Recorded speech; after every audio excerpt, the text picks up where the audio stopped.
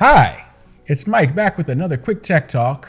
This time I want to pick up a little bit more on some of the videos we've had recently on cryptography. This time I want to just drill a little deeper into asymmetric cryptography.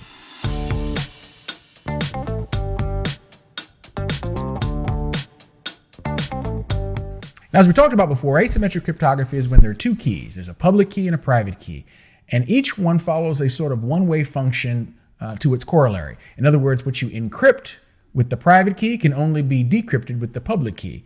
What you encrypt with the public key can only be decrypted with the private key. They're mathematically related so that one is the way in, the other is the way out. When we're looking for confidentiality, we give our counterpart our public key for them to encrypt the message, for them to send back to us, right?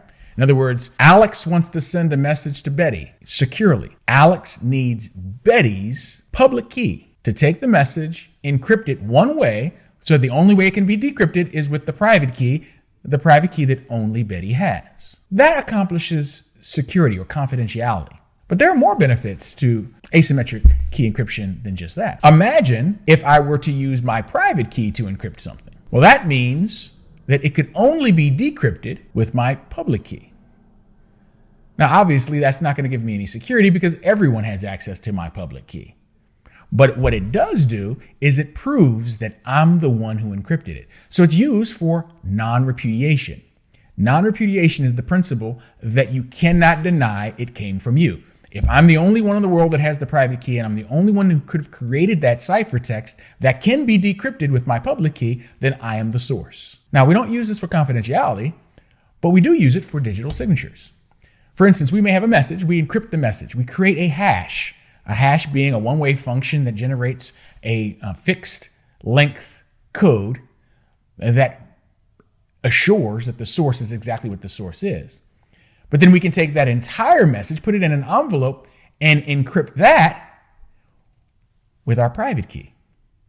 So everyone in the world can open the envelope, but everyone opening it knows the envelope originated with me because the whole thing was encrypted based on the key that only I have. So we know the source is authentic.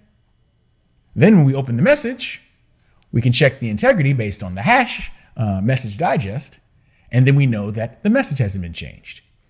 And then the symmetric key that was used to encrypt the message in the first place that both parties have can then be used to decrypt the message. We have confidentiality, we have integrity, we have non-repudiation for authenticity, all in one communication exchange. This is possible with asymmetric key encryption. Well, that's just a little bit more on asymmetric key encryption and more in this series. We'll continue talking about cryptography in future videos.